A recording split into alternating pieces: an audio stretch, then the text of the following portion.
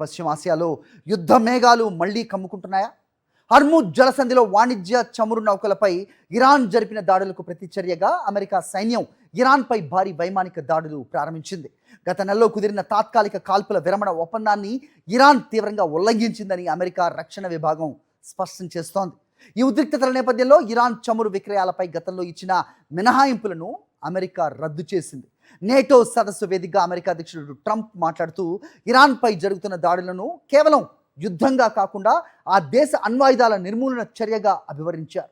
ఇరాన్ను లొంగదీసేందుకు America చేపట్టిన ఈ భారీ సైనిక చర్య అంతర్జాతీయంగా మిత్ర దేశాల మధ్య విభేదాలను సృష్టించింది. ఇరాన్తో జరుగుతున్న ఈ పోరాటంలో తమకు మద్దతు ఇవ్వడానికి నిరాకరించిన ఇటలీ, జర్మనీ, ఫ్రాన్స్ వంటి పెద్ద ఐరోపా దేశాల వైఖరిని అధ్యక్షుడు ట్రంప్ తీవ్రంగా తప్పుబట్టారు. కష్టకాలంలో మిత్ర దేశాల నమ్మకానికి ఇదొక పరీక్ష అని, ఐరోపా దేశాలు తమను వెనకడుగు వేయించాయని ఆయన వ్యాఖ్యానించారు.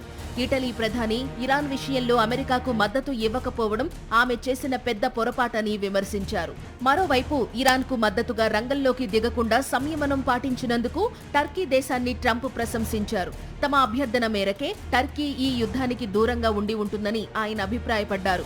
అమెరికా, ఇరాన్ మధ్య ముదురుతున్న ఈ సైనిక ఘర్షణ ఎటు దారితీస్తుందోనని ఇప్పుడు ప్రపంచ దేశాలు తీవ్ర ఆందోళన చెందుతున్నాయి.